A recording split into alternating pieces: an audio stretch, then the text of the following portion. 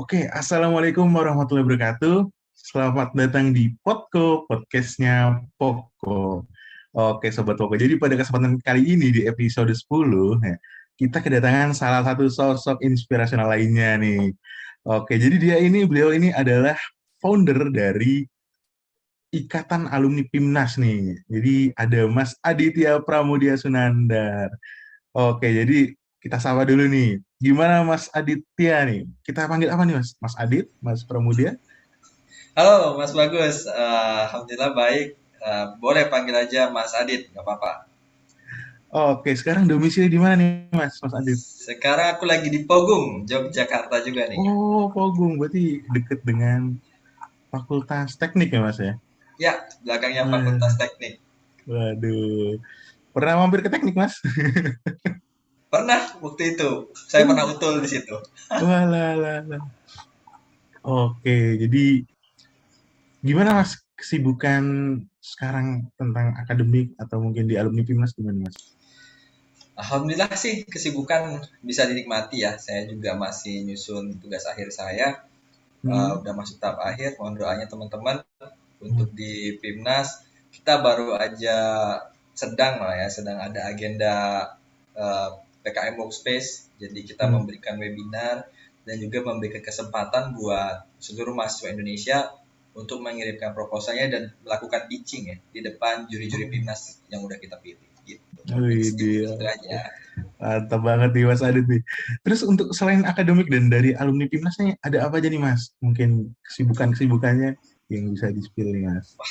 Kalau ditanya kesibukan saya masih tergolong slow ya. Uh, jadi saya sekarang di masjid, saya tinggalnya di Masjid Al Asri Pokumerjo. Jadi sebatas kegiatan saya ya mungkin mempersiapkan sebelum sholat berjamaah, kemudian Hmm. mempersiapkan kajian keislaman biasanya di sini. Ya biasanya saya di sini sebagai media ya, sebagai tukang medianya nih yang ngurusin Masya live streaming dan Allah. lain. Itu kesibukannya. Wih, berarti selain mengejar dunia, Mas Adit ini juga mengejar akhirat gitu ya Mas. Mantap banget nih Mas. Kewajiban Waduh. kita mas. Pogum Rejo ya Mas. Oh, tadi saya main bulu tangkis tuh Mas di situ Mas. Di asrama sini di ini ya, aula sini ada. Di gedung serbaguna. Gitu. Siap. Oke, jadi di sela-sela kesibukan gitu kan Mas ini punya banyak kesibukan nih Mas berarti ya Mas. Nah, gimana sih Mas? Kita pengen tahu cara manajemen waktu versi Mas Adit nih Mas. Jadi saya itu baru di masjid sekitar 1 bulan 2 minggu. Nah, Hmm. saya kan pasti kita lagi adaptasi setelah saya ngekos 3 tahunan atau lebih gitu kan di Jogja. Saya pindah ke masjid. Ternyata nih Mas Bagus, jadwal Hmm. saya tuh lebih tertata gitu. Saya Udah. bingung itu kenapa. Oh, Saya heran ya, nggak tahu saya kenapa itu. Ternyata untuk kita yang seperti saya Islam ini kan, eh, saya ngasih patokan itu jadwal sholat. Jadi hmm. ketika sebelum duhur pagi itu kan kita kejarlah kerjaan-kerjaan yang bisa kita kerjain atau misalnya mau istirahat sebentar boleh habis subuh tuh malah kan kita kalau yang muslim ya pasti uh, recite Al-Quran ya dan lain-lain Hmm. baru berbersih ngerjain tugas sampai jam 11 kemudian bisa makan siang kemudian sholat gitu ya. Nah setelah itu malah tertata jadi saya Oh. asar nih jam 3 berarti sebelum asar saya harus ngerjain setidaknya berapa tugas saya harus selesai gitu nanti abis itu sampai maghrib juga abis itu nah kalau jadwal maghrib isya udah full pasti buat istirahat setelah full dari subuh sampai ke maghrib nanti isyanya ya buat agenda-agenda gini sebenarnya saya juga heran ya mas kenapa ketika di masjid itu saya ngikutin timeline sholat ternyata dia lebih tertata. Nah tapi kalau misalnya jadwal-jadwal yang sifatnya teknis untuk ideation misalnya kita nyari ide biasa saya cari di Hmm. pagi-pagi habis subuh sama malam biasanya malam banget itu dapat ide saya desain dan lain-lain gitu. Terus kalau misalnya ngejain skripsi atau tugas-tugas saya ambil di pagi di atas jam 9 siang sama sore sedikit gitu. Sore sedikit. Nah, sisanya itu ya buat me time ya. Kita sudah me time. Oke. Berarti sebenarnya ini ya Mas, kuncinya itu Mas berani disiplin gitu. sama timeline yang udah Mas buat gitu ya Mas? Dituntut mas. Kita Oh menuntut iya, iya kita bener. kita Tapi berarti menuntut Mas ini diri. termasuk disiplin gitu ya. Karena kalau Hmm, kita nggak disiplin mungkin itu keteteran gitu. iya bener, karena jadwal di sini jujur aja mas, kalau ada sesi ketika sore kita harus ngajar TPA anak-anak gitu ya, Hmm. itu 3 kali seminggu. Terus kajian itu kita juga 2 kali seminggu gitu. Nah, otomatis belum nanti jadwal kita piket bersihin masjid di hari Jumat kan. Padat kan sebenarnya itu Oh kayaknya iya bener. kayaknya biasa, tapi sebenarnya itu padat merayap gitu. Makanya dan pasti kalau habis bersih, aduh capek nih mau istirahat gitu kan. Misalnya kan ya 3 jam atau 3 jam, 4 jam. Makanya ini kalau nggak dipaksa kagak kelar nih kerjaan.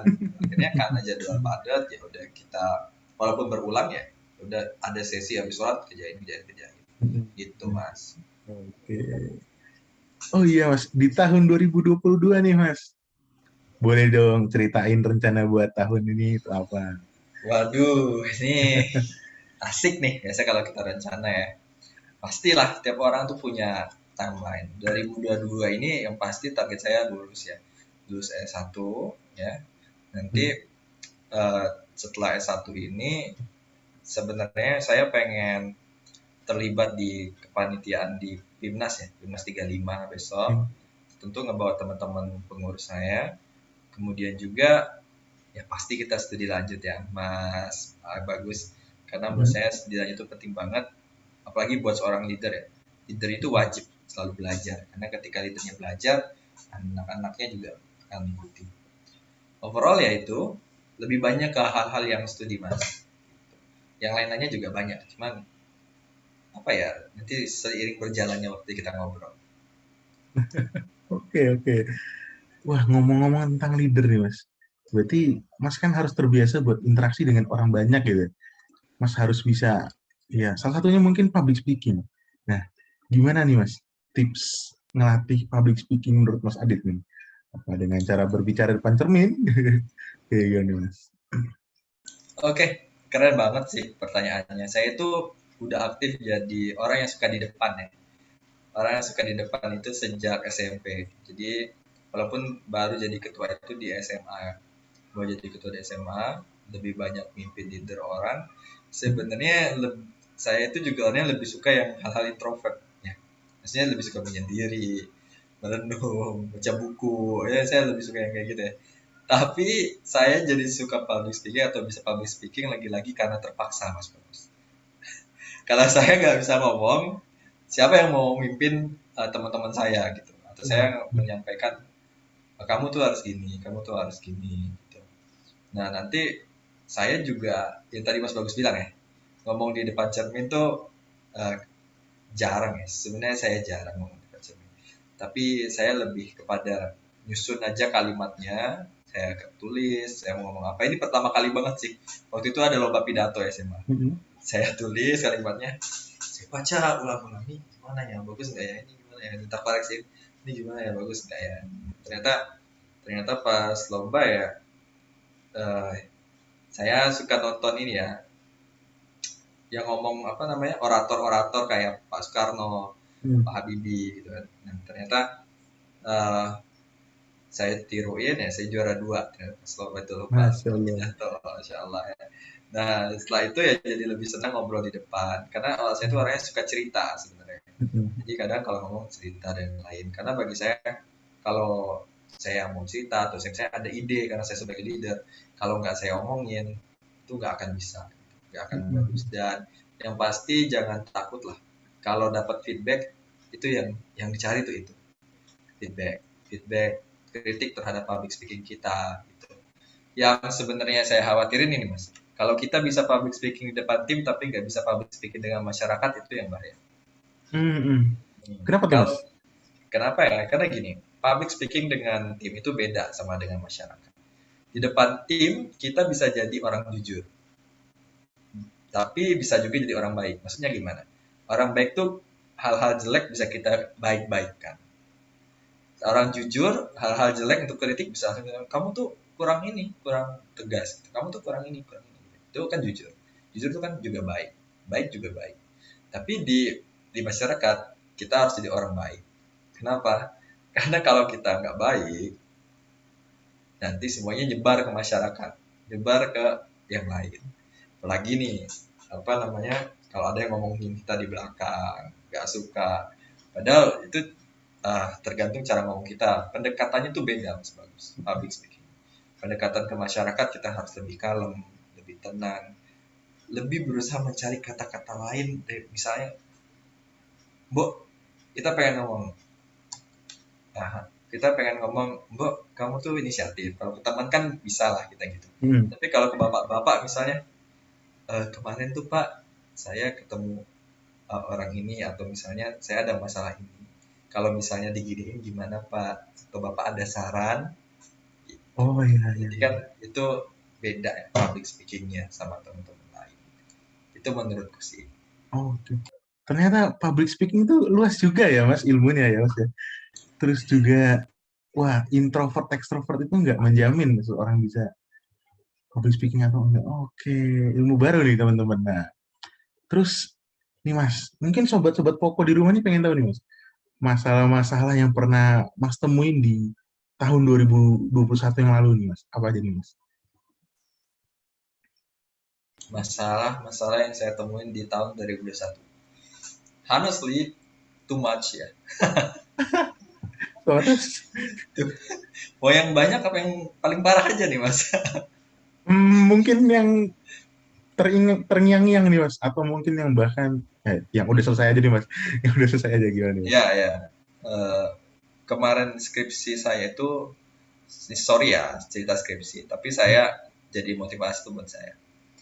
Ngembangin sebuah aplikasi buat pembelajaran siswa terkait serangga.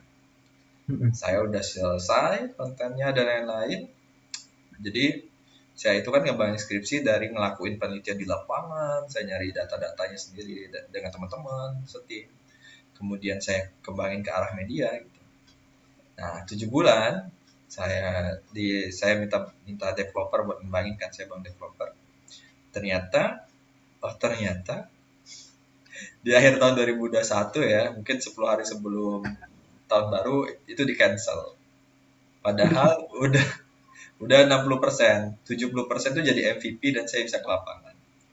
Jadi setelah saya menunggu 7 bulan itu di cancel. Nah, itu momen 2021 yang menurut saya agak seru dan penuh tantangan untuk jiwa saya ya. Gitu. Itu yang menurut saya paling parah sih. Terus untuk akhirnya gimana Mas tentang kasus tersebut? Iya, akhirnya saya cancel. Saya cancel Oh, juga. oke. eh, karena masalahnya nggak relevan kalau menurut saya. Saya kan dari awal tidak tidak ada masalah, tapi yang ngembangin kayak ada masalah gitu. Ini ya saya cancel aja deh daripada bermasalah ya. Jadi ya saya cari developer baru. Dan ternyata lebih cepat Oh, oke oke oke. gitu. Intinya Ya, jangan putus asa dulu ya teman-teman ya. Oke. benar-benar Terus ya. gimana nih Mas? Lanjut. Ya benar Mas, jangan putus asa sih. Tapi eh mental breakdown iya. Tapi pasti ya kenapa? Bukan saya juga manusia. I am still human. Saya bilang kan I'm still human. Saya juga ngerasa apa namanya 7 bulan loh, lu nungguin ini media buat skripsi lo and itu nggak finish, it's not done. So you have wasting your time. Gitu. Iya Tapi benar. tapi it's about point of view juga Mas nanti. Pertama ketika kita kena breakdown gitu ya, kita mau lihat kita menyesal atau gimana nih. Sementara lu ada di penghujung dan lu harus banggain orang tua lu, ya udah saya bilang, oke, okay, I will take the consequence. Eh, saya saya mentalnya agak ini, kemudian juga saya tetap harus lanjut. I'm still moving forward gitu. Karena value bagi saya ya, value bikin media itu bukan untuk selesai skripsi tapi untuk dipakai sama orang-orang agar nanti orang-orang tuh bisa belajar tentang serangga dari aplikasi itu gitu. Jadi saya Oke. tetap harus menyelesaikan itu walaupun saya 7 bulan kehabisan waktu, I'm still harus menyelesaikan itu. I need to finish that thing gitu loh. Nah gitu. And then 7 bulan itu point of view-nya saya ke timnas. Jadi nggak Oh, kerasa oke oke. gitu. Wah, agak berat ya Mas ya. Jadi Oke Mas, dari segala mental breakdown itu Mas, gimana Mas bisa menjaga mental health Mas biar tetap aman gitu Mas?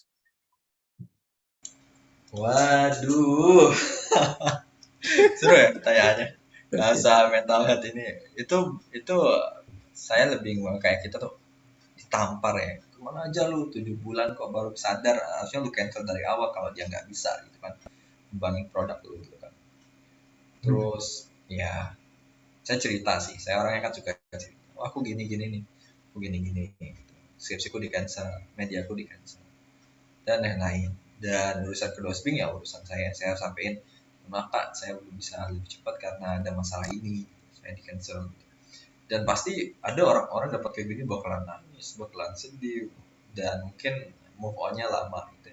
Saya alhamdulillah termasuk yang cepat move on-nya, dan salah satunya tuh apa namanya, eh, punya value sih mas. Pertama, ketika kita ngelakuin itu harus ada value. Why I want to developing an application itu, because I want everyone is using this application to learn about arthropod atau learn about insect gitu kan.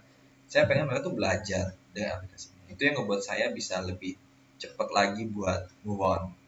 Terus mental health itu saya cerita ke orang tua. Itu yang penting. Mereka tuh bagai apa ya, perantara dari Allah untuk nyembuhin kita gitu. Oh ya udah, nggak apa-apa, yang penting semangat, nggak apa-apa, ditunggu. Itu rasanya apa ya, menyentuh. Kalau orang, soalnya kan urusan tugas saya itu sama orang tua sebenarnya. Oh ya udah, nggak apa-apa, Eh, nanti aja, nggak apa-apa. Jadi ke nggak apa-apanya mereka tuh juga sebenarnya mengobati kita. Dan at least doing what you like yang lu suka lah.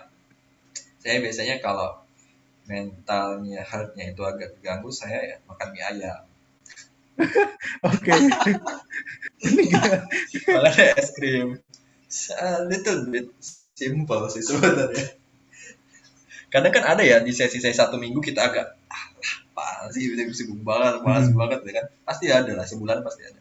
Ya saya makan mie ayam, makan es krim, ya saya ya, itu benar-benar ngobatin juga sih kalau saya bilang gitu. Di lain-lain bagi yang muslim ya tahu caranya kita tetap ibadah itu jalan. Itu sih mas. Hmm. Oke, makasih Mas tadi. Oke, kita udah ngomongin dari sisi kesehatan mental ya. Terus, ya, saya lihat-lihat nih Mas Adit, oh, badannya bugar sekali gitu kan, ceria sekali. Nah, mungkin sobat Poko juga pengen tahu nih Mas, gimana cara Mas Adit itu bisa tetap ngatur kesehatan fisik gitu, agar tetap sehat gitu Mas. Apalagi di pandemi ini kan. Oke, okay. Thank you Mas Bagus. Ya kondisi gini benar-benar unpredictable ya. Hmm. Apalagi si Omicron ini nggak kelihatan, terus gejala-gejalanya sama aja nih kayak flu biasa. Iya. Agak ini ya, agak nyesek gitu saya bilang. Saya sebenarnya kena itu mas, udah kena saya, kena Oh, Omicron. Kayaknya, saya sih oh, males. oke. Karena gini, karena di masjid mau tes-tes gitu kan nanti nggak enak sama jamaah ya kita. Oh, iya. Jadi, oh kayaknya mirip gejalanya nih, kita isoman gitu kan. Hmm. Nah, jadi kita tetap jaga diri, jaga fisik gitu. Nah, sebenarnya gimana ya kalau jaga fisik? Saya itu kadang eh, pagi jam 6 atau jam setengah 5 atau setengah 6 ya, setengah 6 ya olahraga ya, olahraga, workout aja, workout home, kemudian jemur, jemur badan, nah udah kisarannya itu pagi 1 jam atau 45 menit, terus seperti itu. Kemudian fisik yang lainnya istirahat sih, penting banget.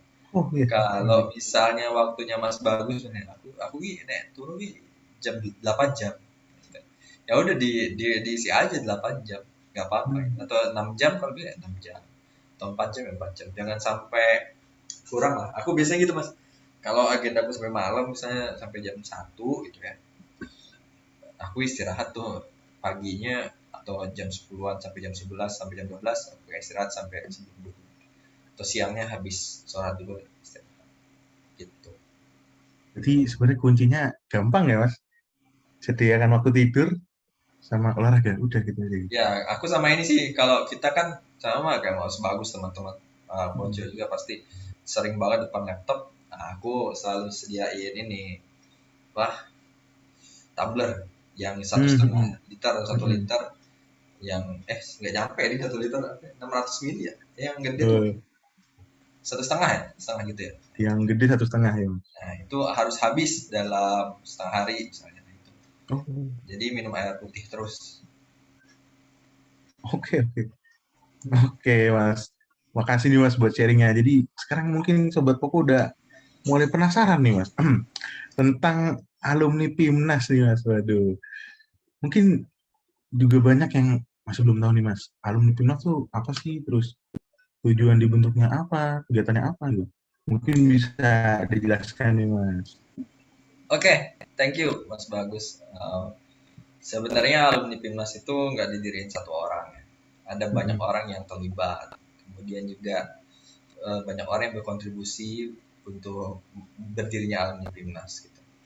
Jadi alumni PIMNAS itu wadah, ya, tempat, ruang untuk kolaborasi, ruang untuk berbagi, ruang untuk berinovasi.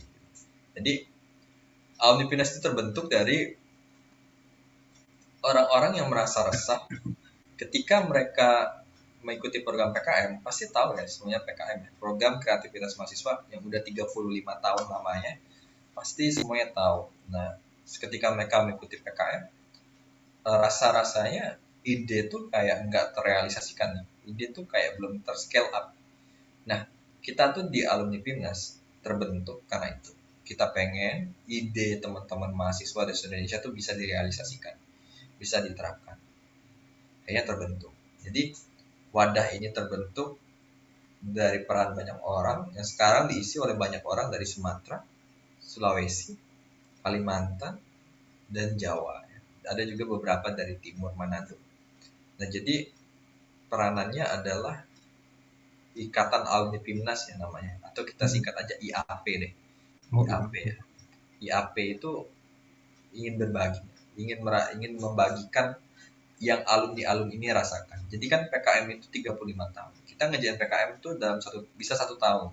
Kemudian puncaknya itu di PIMNAS. Euforia gegap gempitanya PIMNAS itu kan luar biasa ya. Pasti di teman-teman UGM di kampusnya Mas Bagus itu benar-benar hype banget ya. Jadi gegap gempitanya PIMNAS itu dicari banyak orang gitu. Bisa bertemu ribuan mahasiswa dari seluruh Indonesia.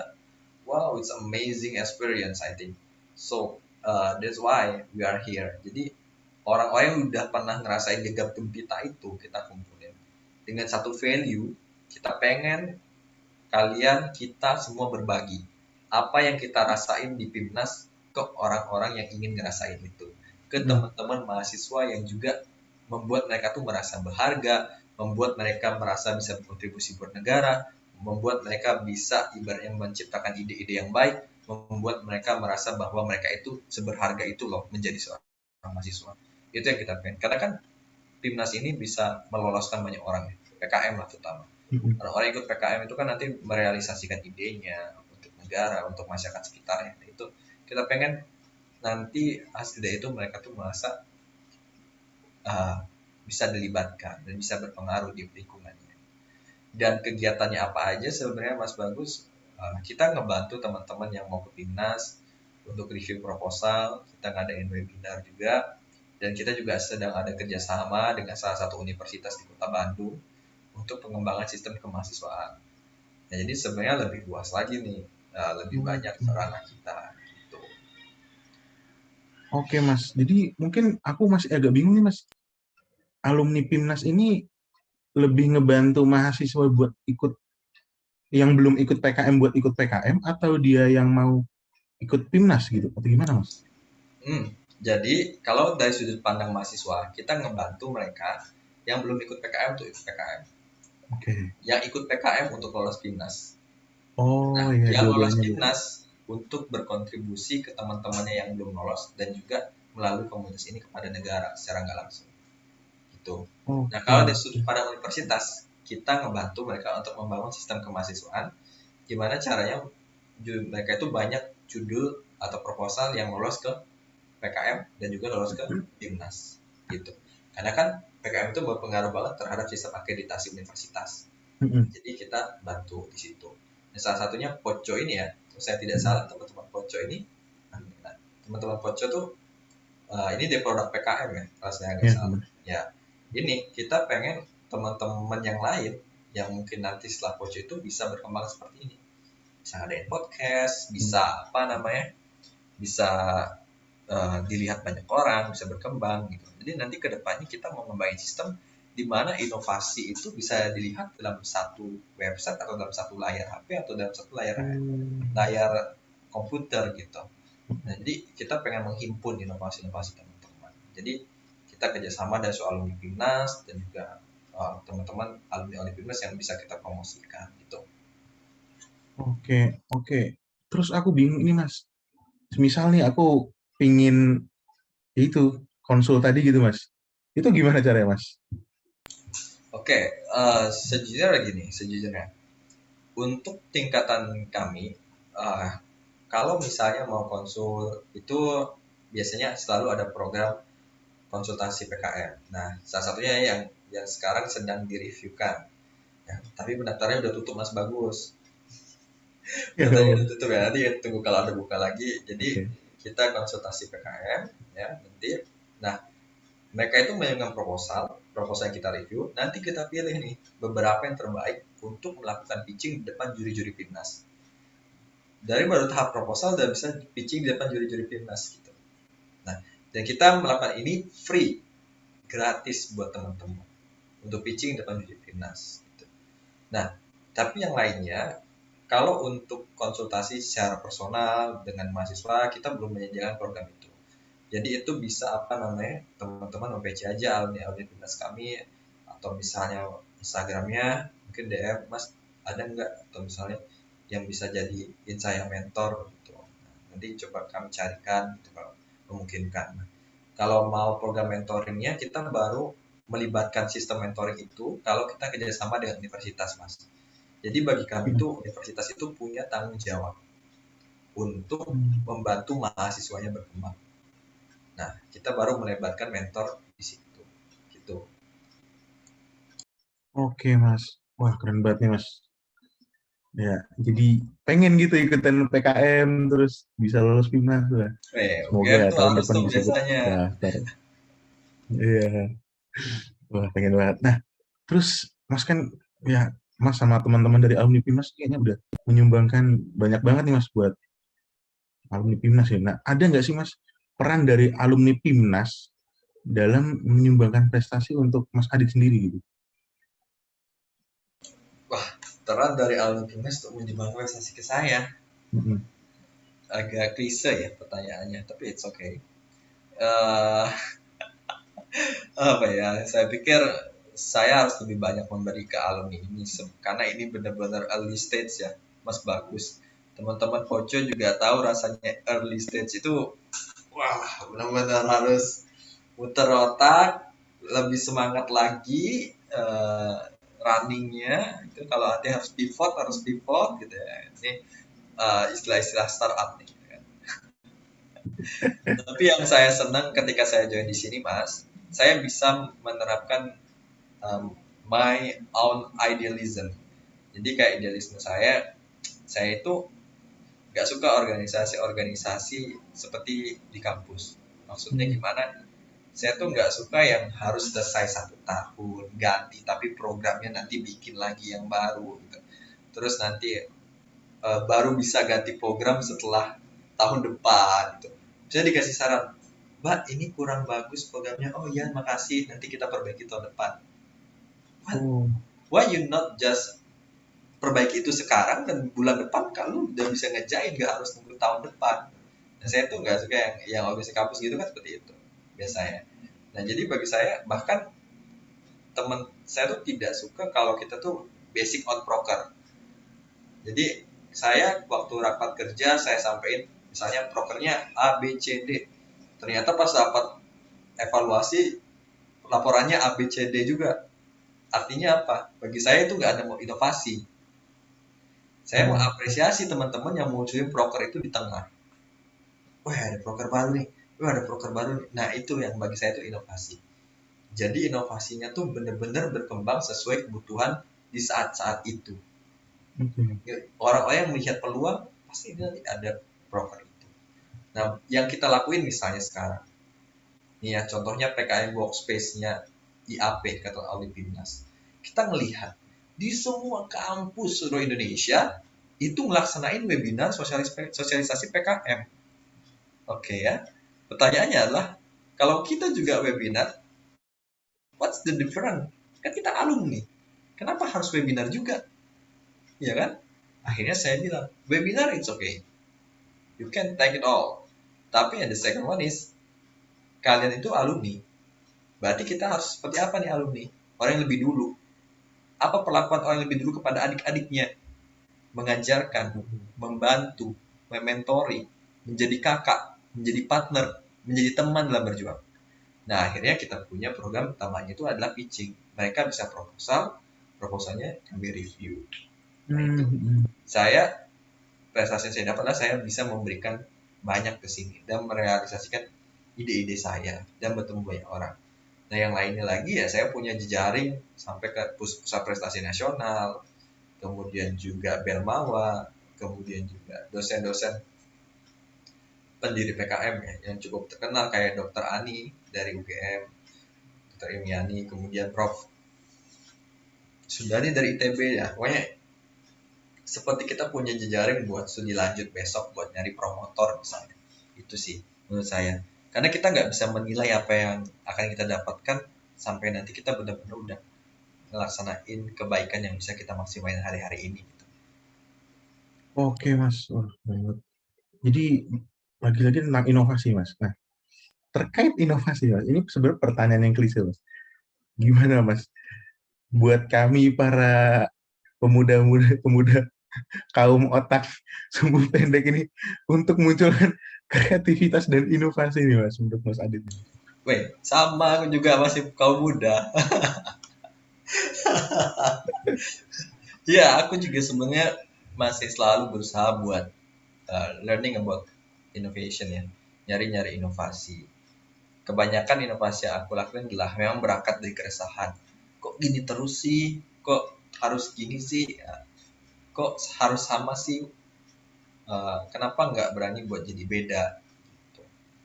Nah itu sebenarnya bisa berangkat dari nilai-nilai kayak gitu tuh, buat kita ngelakuin inovasi. Gitu. Jadi berani untuk beda, berani untuk melihat problem, berani untuk mengatasi problem. That's the true important. Dan inovasi itu bukan hanya peka ya. Inovasi itu juga all about learning, never ending learning, I think. So, innovation about you're learning about something, you're learning about kayak kamu reading article aja deh, reading article. Baca-baca jurnal tentang inovasi, baca berita-berita terkini, membaca tren saat ini. Nah, inovasi itu lahir dari belajar, dari kita ngelihat permasalahan. Jadi kayak aku sering nih ngebaca tren di McKinsey atau misalnya di Harvard Business School atau di The Economist atau di Tempo lah yang Indonesia gitu kan. Baca aja tuh berita. Kalau kita download aplikasinya biasanya kan dia muncul berita tiap pagi. Baca. Oh, ternyata menjadi leader tuh harus terus belajar ya. Karena kalau leader belajar, anak-anaknya juga ikut belajar. Oh, ternyata kalau mau organisasi yang sustain di saat-saat ini itu organisasi yang selalu berinovasi ngadepin tantangan zaman. Dia tuh nggak pernah berhenti buat selalu menuntut staff-staffnya atau personilnya buat keluarin ide-idenya. Dan ide-ide itu bisa terrealisasikan kalau nggak ada birokrasi yang ribet. Nah, tahu nggak Mas Bagus? Organisasi kampus itu kan strukturnya gini. Kotak di atas, turun, kotak gini, kan? Turun, kotak gini. Kalau organisasi dunia startup sekarang, yaitu titik di tengah, ada garis bulat. Nanti ada titik ke bawah, titik lagi, ada garis, nanti bulat lagi. Jadi mereka itu nggak ada garis yang birokratis turun atau naik ke atas gitu. Jadi ya birokrasi bisa diajar dan mereka bisa ngelakuin itu. Dan itu yang saya bilang di teman-teman. Jangan pernah mempersulit birokrasi. Harus surat ke sini, harus surat ke sini. Jangan gitu. Kalau kan Anda bisa bikin surat sendiri ya silakan. Bikin sendiri. Atau misalnya kalian butuh mau ngirim email, ya jangan pakai kalau misalnya email organisasinya susah diakses karena sekretarisnya lagi susah dihubungi, ya bikin sendiri, Mm-mm. jangan dipersusah gitu loh. Jadi inovasi tuh ketika kita nggak langsung take itu karena dia hilang. Makanya birokrasi itu dihilangin agar kita ketika kepikiran suatu ide, aku pengennya nih, Langsung tek dieksekusi. langsung. Atau kalau dosenku bilang, kalau kamu lihat permasalahan, misalnya Mas Bau sering jalan ngelihat apa namanya, banyak banget nih orang-orang pinggiran UGM yang diam-diam aja gitu kan, yang kena wisma, gitu, catat aja, entah kapan idenya ada, nanti entah Mas Bagus yang dapat atau orang lain, Bener-bener. gak usah aja, karena ketika udah nyatet di buku, catat juga di sini gitu. Nanti inovasinya juga ngikutin gitu. Wah, keren banget nih Mas. Oh iya nih Mas, mungkin tadi kan aku udah baca nih Mas tentang CV Mas Adit itu. Wah, prestasi ya banyak banget nih Mas. Nah, mungkin Sobat Pokok pengen tahu nih Mas, salah satu prestasi yang paling berkesan di kepala Mas Adit hingga sekarang gitu, sama ceritanya gimana nih Mas dapetin prestasi gitu. Waduh, paling berkesan ya Mas dari semua prestasi itu jelas lolos timnas ya. Walaupun saya nggak medal di situ, tapi Mhm. berkesan banget. Karena gini, saya itu 3 tahun buat sampai ke titik itu di tahun terakhir saya. Jadi saya mulai itu dari tahun 2018. Saya bikin proposal dan lain-lain. 2019 terdanai itu PKM kewirausahaan. Terdanai serius all out, kayaknya pede nih. Timnas nih tahun pertama kali ke PKM. Timnas dan ternyata enggak lolos. Aduh, nggak mau menyerah. Kita masih dengan satu tim yang sama di tahun kedua, bikin lagi ide 2020 pas covid itu kan, jalannya kan online tapi masih bisa bikin lagi ide totalitas nih, pas lagi KKN harus naik turun Gunung Kidul gitu. Allahu Akbar, saya tuh sempat sempat masuk angin gitu. Karena naik turun, berangkat dari Jogja jam 6, pulang pulang KKN misalnya jam 7 malam kan, masuk ya angin semua ke badan. Ternyata 2020 nggak lolos. Saya berpikir, saya 2 tahun nih di kewirausahaan terus nih, di jenis kewirausahaan, kayaknya rezekinya bukan di kewirausahaan deh. Nah, terus saya pindah Mas Bagus. Saya pindah ke jenis riset sosial humaniora, penelitian sosial humaniora. Itu juga saya udah nggak niat karena udah semester akhir sudah. Ah ya udahlah, ngapain gitu, masih masih ngejar-ngejar itu ngapain gitu, dalam hati itu ngapain gitu. Udah saya fokus itu aja gitu. Tapi saya kan di UN itu ada sistemnya gitu. Saya iseng-iseng aja nulis ide gitu. Kenapa ya agama Islam tuh selalu bertentangan? Itu kan saya lagi belajar agama ya, masa-masa itu dalam agama. Kenapa Islam selalu bertentangan ya? Kayak misalnya ormas MU sama ormas NU, kan? MU sama MU. Nah, kenapa ya selalu bertentangan? Saya tulis. Atau misalnya di Jogja nih, di Jogja ada Kejawen, ada Muhammadiyah. Kok bisa damai ya? Itu kok bisa tenang ya? Nah, akhirnya akhirnya saya iseng aja, tuh overthinking, saya pas lagi overthinking gak bisa tidur, saya tulis, saya tinggal tidur. Besok siangnya ada yang hubungin saya, Mas ini idenya mau direalisasikan nggak Mas?